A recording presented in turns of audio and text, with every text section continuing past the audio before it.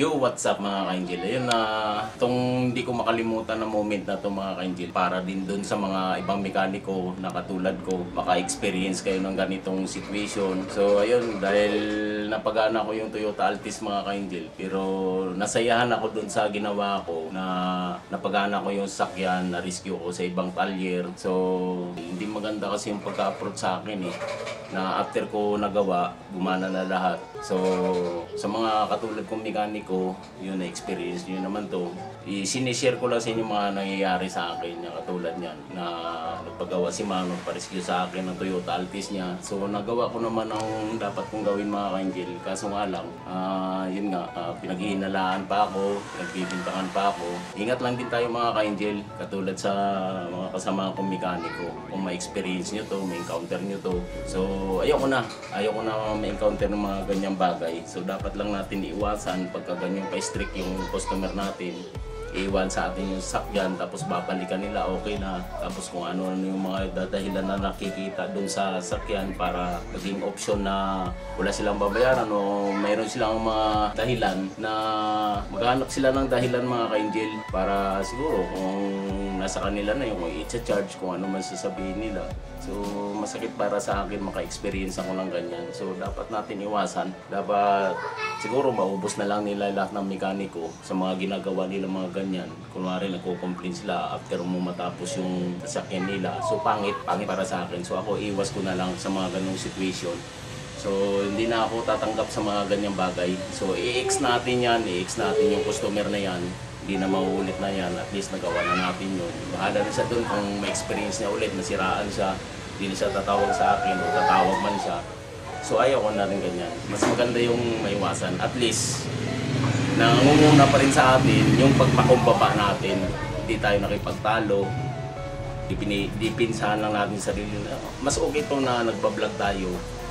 Nag-video cam tayo dun sa anong mga ginagawa natin, na dokumentary natin para protection na rin para sa atin. Mas maganda yung nagawa natin na makuha na natin ng content bawat gawa natin para may pang-depensa tayo sa sarili natin na kung ano lang ginawa natin, yun ang nakikita dun sa cam natin. Hindi natuwa ako dun sa ginawa ko dahil naayos ko. Dahil marami nang pinagtulong-tulungan ng ibang mekaniko, ako lang nakapag-ayos dun. So okay naman, naging success ako. Nagawa ko na nga, naayos ko na maayos. Tapos pinaghinilaan pa ako. Tapos gagawan ka pa ng dahilan para sa ikasira mo. So pangit. Hindi magandang moment mga ka-Angel. Kaya yun lang sinishare ko dun sa mga ibang mekaniko. Mag-iingat din kayo sa mga ginagawa nyo, magsiservice kayo. So ayun mga ka-Angel, sinishare ko lang to. Medyo real talk lang tayo kasi hindi naman talaga magandang moment na nararamdaman ko dun. Sinishare ko lang sa inyo, no? So ayun, panoorin natin mga ka-Angel. Go!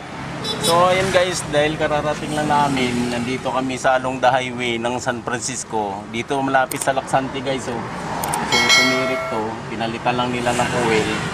So tumirik guys. Tumirik tong Toyota Altis ni ma'am para hindi tayo mapilat sa araw dito. So ayun, lalagay lang natin ignition coil kasi nagpalit lang sila na ignition coil mga ka-Angel, tapos hindi na umandar. Kaya ganito nangyari.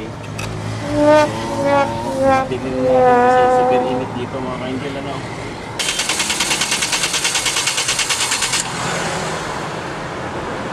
So yung what's up mga ka-Angel, ayun na patuloy pa rin kami mga ka-Angel kasi i-release ko yung junction box dito sa ilalim, no? So kahit susian mo kasi mga ka-Angel, wala siyang main power. Dapat pag unang susi, mag-i-indicate yung dashboard. Yan, mag-i-indicate yung dashboard lights. So wala sa mga ka-Angel yan, susian ko. Wala siya, kundi yung door sign lang nakalagay. Dapat pag unang susi, yan. Tulad niyan, nakauna yan. Kung iti-trigger mo siya mga ka-Angel, nagti-trigger naman siya. Ayan, oh. Yan, nagti-trigger siya. Kaso hindi mo siya mapa-start. Gawa ng blackout ditong indicator para dun sa ECU supply. So hindi talaga mag-i-start yan mga ka-Angel kahit anong gagawin natin, ano. So yun lang, wala tayong dashboard light dito, indicator. So i-release natin tong junction box yan. Lalabas lang natin yung junction box kasi na-check naman natin yung main fuse doon, yung sa 120 ampere. Mayroon naman siya mga ka-Angel. Ito yung supply ng main fuse na 120 ampere. ito yun eh. So chinik naman natin yan mga ka-angel, yan oh. May power naman siya, yan, may supply naman siya mga ka-angel oh, yan oh. Yan, Wow. ito yung galing doon sa main box, sa fuse box. Yung pinaka main power niya na yung fuse 120 ampere. Kasi dalawa kasi yan doon mga ka-angel, yung 80 ampere at 120 ampere. So ito yung supply niya para sa junction box. So ipopulot lang natin mga ka-angel talaga. So ayan mga ka-angel, dahil nilabas na natin kanina yung junction box, so may nakita ako doon na relay. So disposable kasi yung junction box, hindi katulad sa Mazda 3, sa mga EcoSport, mga Ford. So itong Toyota Corolla Altis, ibang klase yung junction box niya mga ka-angel, yan no? So ibang klase, pinulat ko kanina yan, inoperahan ko. So wala talaga, kailangan palitan ng buo. So ang gagawin ko ngayon mga ka-angel, meron na lang ako, gagawa tayo ng magic ano, yung pangsamantagal na magic mga ka-angel. So alamin natin yan kung paano natin paandarin. So naggawa ako ng fuse box yan mga ka-angel oh. Gagawan ko ng sarili ng fuse kasi safety pa rin siya mga ka-angel. Yun ang gusto ko, na pangsamantagal siya talaga. Bahala na yung may-ari kung bibili ng junction box, papalitan niya. Pero ang ginawa ko mga ka-angel, pangsamantagal na to. So mabatikin lang natin mga ka-angel no? Kaya kayo yung mga nagdududa dyan sa akin, mga nagsa-challenge sa akin, banda kayo, pagdududahan nyo pa ako ha. Yan, gagawa lang tayo ng magic mga ka-angel ano. So yung mga ka-angel, lalagay lang tayo ng magic dito kasi sira yung junction box. So may kamahalan din to ang junction box mga ka-angel, kasi doon sa Mazda na inayos nating junction box katulad nito, 15,000, nasa ano pa lang yun, surplus. So ayun guys, dahil wala tayong indicator lights on dashboard, so no power, kakrank lang siya. Meron siyang headlight, meron siyang busina. So walang supply dito sa junction box guys. So kukuha lang tayo kasi mayroong disposable kasi yung junction box niya. So diyan tayo kukuha ng powers guys no, para mapa-start natin ng normal. So yun yung sinasabi ko sa inyo guys na pangsamantagal. So kailangan lang natin mag-waste ng time para ma-troubleshoot natin lahat ano. Wow. Tayong masyadong mamadali, purahin yung mekaniko, tapos pag iniwanan ko kayo, iyak-iyak kayo. Kaya kayo pag mapagawa kayo, iasa nyo dun sa magagawa. Huwag yung pag-iinalaan na kung ano-ano. Ano ka nasisira, ulo? Pagka nagpagawa kayo, paggawa nyo ng gusto. Wala kayo tiwala sa akin, huwag nyo na ipagawa ha. Sasaksakin ko kayo. So yun guys, naayos na natin yung electrical dun sa junction box. Nagawa natin ng paraan. Ito guys ang ginawa ko guys, kahit sira yung junction box, pangsamantagal na ho yun.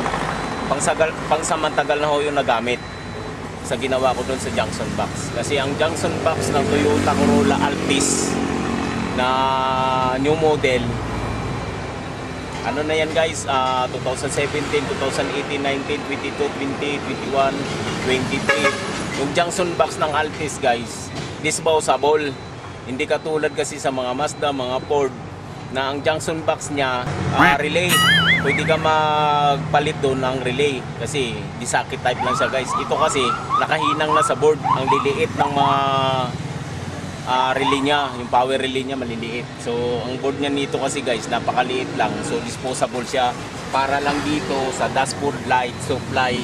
Doon sa fuse box, sa hood, wala naman tayong problema doon guys. All goods naman doon. Dito lang talaga sa junction box. Kasi i-trigger lang yung starter, may ilaw, may busina. Yun nga lang, hindi niya masuplayan ng power yung ECU. So yun ang ginawa ko guys, binuksan ko yung junction box. So okay na tayo doon guys, may nilagay na akong magic doon pagsamantagal. So titingnan natin yung indicator guys. Yan kasi dati wala talaga yan. Yan ang pinoproblema natin. Kaya nagtaka sila na bakit hindi mag-start, nagre-regundo lang. So dyan kasi walang indicator light. Yan, maliban nito, ito lang guys sa pintuan indicator, yung sa door. Yan kasi bukas yan guys. So i-on natin guys now kasi dati wala. So ngayon may ginawa na akong magic dyan. So titingnan natin guys kung lalabas yan. Yan i-on natin guys. Yon. So i-on natin. Yon, lumabas sa lahat guys, no. Umilaw, mayroon siyang dashboard light, indicator, yon, check engine. So i-start natin guys, no. Titingnan natin paano natin yung RPM. So ayan guys, i-start natin. So yon, ini-start ko na guys. Yon. So mayroon siyang check engines guys, no. Ito troubleshoot natin yan kung anong check engine yan, ano. Titingnan natin yan kung anong check engine na yan. So idadiagnose natin gamit natin yung diagnostic ko. So isaksak lang natin dito sa ilalim guys, oh. Dadiagnose lang natin kasi napa-start na natin, napagana na. So mayroon siyang naka-indicate na check engine. So re-reading lang natin kung para saan yan, ano.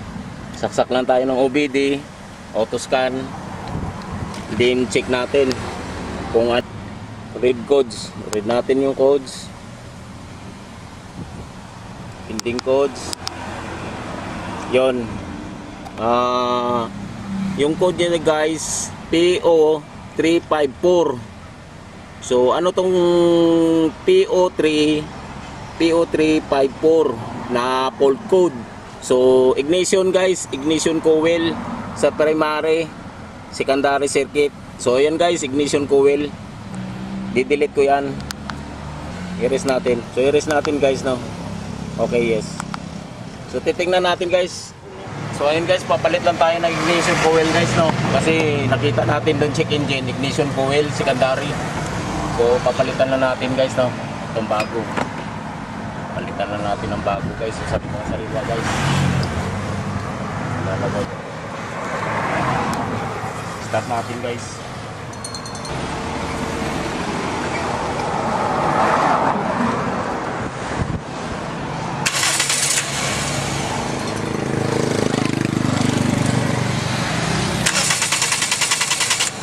Six and a half hours later. So ayun mga ka-Angel, nag-try po tayo dahil bumili sila ng ignition coil. Ito mga ka-Angel, oh. Yung fault code doon na nakalagay sa diagnostic natin, yung PO354. Hindi talaga siya umobra mga ka-Angel. So hindi natin makukuha yung check engine. Although gumagana pa naman yung ignition coil, kaso nga lang pag uminit siya mga ka-Angel, magbabibrate na yung makina, manginginig niya siya talaga ng gusto. So okay lang sa una, malamig pa siya. Pero pagka nakatakbo ka na ng mga 20 to 50 kilometer, ano na siya talaga, babibrate kasi sobrang init na ng ignition coil. So ang binili kasi nila mga ka-Angel, pang Toyota naman. Pang Toyota naman siya, genuine parts. So ang problema lang dito dahil ayaw tatanggapin ng computer box itong ignition coil. So nakatatlong try na ako mga ka-Angel, nakatatlong try na ako. So pag kinabit ko to, dahil yung fault code doon na sa ignition coil D, hindi talaga siya obra. Sinisira niya yung junction box pag naikabit ko to. So hindi niya maire-reading, hindi niya compatible, hindi niya matanggap mga ka-Angel. So binalik ko yung luma, hindi ko na to binalik kasi ito yung nangyari.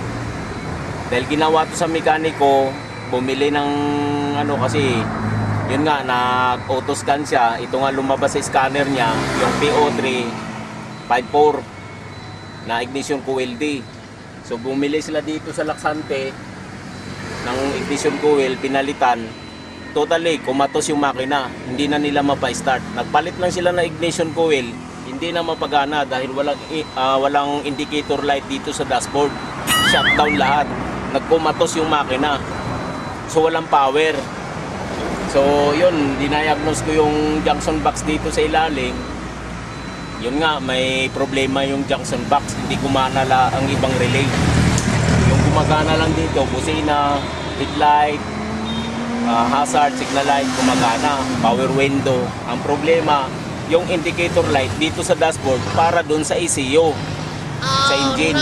So yun mga ka-Angel, dahil dito napahamak yung sasakyan ni Madam, hindi na nilang pagana. So umuwi na mekaniko, iniwan na lang yan dito mga ka-Angel. Ako na yung nag-rescue. So ayun, nagawa natin ang paraan mga ka-Angel dahil very talented tayo. Yun, napagana natin mga ka-Angel. So itong ginawa ko dahil ang junction box sira yan mga ka-Angel, ginawan ko na lang ng pang samantagal. Wow. Para hindi na sila bumili ng junction box. So balik pa rin sa original mga ka-angel. May safety fuse naman tayo dyan na in case na sa shortage. So ito nag-try na talaga tayo kasi yun nga ang fault code na ino-auto-scan ko mga ka-angel. PO354 hindi niya talaga i-reading tong ano. Iwan ko anong mayroon dito kasi Toyota naman nakalagay eh. So kailangan ang model niya talaga Toyota Corolla Altis na 2022 model. Yun ang hanapin natin. So pupunta tayo sa Laksante. Balik natin to kasi 3 beses nasira ang junction box. 3 beses ako nag-repair. No choice tayo. So here we go. Testing natin mga ka-angel. Panda rin natin ano. So on muna natin yung susi. On ang susi. Then 5 second, then start. So start natin mga ka-angel no, dahil nagkaroon na ng power. So start na siya mga ka-angel no. Gumala na yung RPM natin sa accelerator. Yan. So yun, napandar na natin mga ka-angel no. So okay na siya mga ka-angel. All goods. Okay na siya. Pwede na natin patakbo ng Little Baguio dyan sa may Rosario. Hindi Baguio City, Little Baguio sa may Salinas. Pero okay na siya mga angel. Sure na ako rito. Kasi all goods naman. Yun na lang mga angel. Yung check engine, hindi na mawawala kasi mayroong ang sirado na ignition coil na D. Yung binasa natin sa programmer natin. Pati yung sa iba, nabasa naman nila. Nautos kanila. Yun nga lang, baka sakali sila bumili ng ignition coil, ayaw tanggapin ng ECU. Lagi niya sinisira yung junction box. So ayan, okay na siya mga ka-angel. Pupuntahan ko yung Laksante Auto Supply kasi yung mekaniko na nag-ayos nito lumayas na mga ka-angel. Iniwan yung kotse. So ayan, sabayan na natin mga ka-angel. Tara, let's go. Tulog si Boss Angel ah. Tapos na yata to. What's up guys? Ayun, papalamig tayo dito kasi may aircon guys eh. Sobrang lamig oh. So ayun guys, ibabalik lang natin itong mga bearings dito para hintayin na lang natin si Mama no, darating no. So habang hinihintay natin siya, babalik natin itong mga cover dito. All goods na guys. So yan lang guys, gumawa tayo ng paraan na pang sa matagal. Kasi ilang bisis na tayo nagpakasakali. Yung binili kasi nila guys na ignition coil, dahil dito nagandalitsi-litsi. Yan guys oh. Genuine parts pero pang Lexus na guys. Toyota nakalagay pero pang Lexus ya. So mas modelo. Hindi sila compatible talaga guys ng Altis kumpara mo sa Lexus.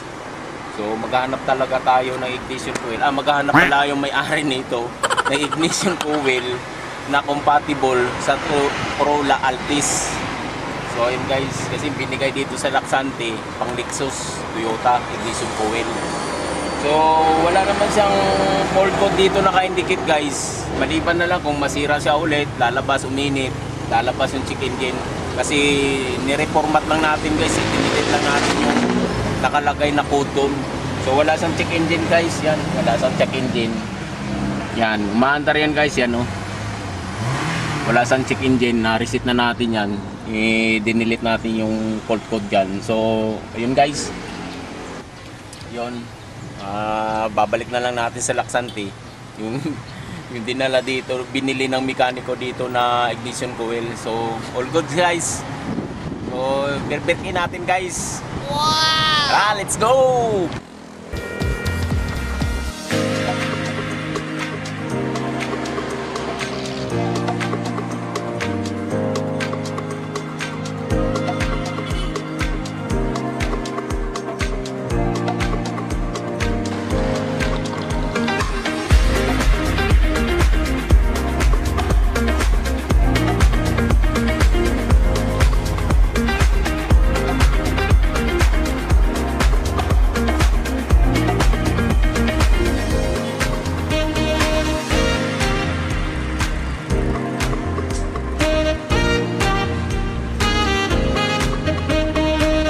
So ayun guys, pumunta na tayo ng Malabon, Gentry. Balik tayo dito sa San Francisco. All goods naman sa guys. Yun nga lang inaalala ko dahil hindi ako pwede mag-aircon. Kasi ang aircon, mabigat ho. Pagka 3-cylinder head na lang yung gumagana, hirap po siya pag nag-aircon ka. Manginginig po yung makina, magbabibrate din, shutdown siya, mamamatayan ka. So, kailangan, dahil 4-cylinder head to, 3-cylinder head na lang kasi hindi gumagana yung isang coil mga ka-angel eh. Yung ignition coil. So, hindi na lang ako nag-aircon. So, powerful naman siya. Good ng acceleration. Okay naman takbo ko, hindi ako namamatay. Stop and go. So, okay siya mga ka-angel. Yun lang. Yung isang coil lang pinoproblema natin. So, yun. Dahil na-break in natin, bahala na sila maghanap na ignition coil na compatible dito mga ka-angel. Sana mapalitan yun kasi nag-check engine siya. Palyado yung 4 na ignition coil. So ayun, dahil na pagana na natin, activated na yung Toyota Altis. Kasi yun nga, kahapon hindi talaga na-diagnose ng husto dahil nabibrainwash ako mga ka-angel. Hindi ako makakonsentrate doon sa diagnostic ko. So ngayon ko lang natapos to. Dahil dito din na to sa Laksante mga ka-angel. Yan, kita mo Laksante? Yan, dyan sa auto supply din na lang. Hindi naman kaya. So to the rescue tayo. So all goods na. Gumana na yung indicator light sa dashboard. Okay na, napatakbo na natin. So ayan, hintayin na lang natin si ma'am. Dahil nasa opisina pa. So hintayin natin kung kailan papatak ng henerasyon na yun. Kailan dumating yung trasya. So hanggang dito na lang tatapusin ang aking video mga ka-angel. Thank you for watching. Bye! So you're my angel, you're my angel.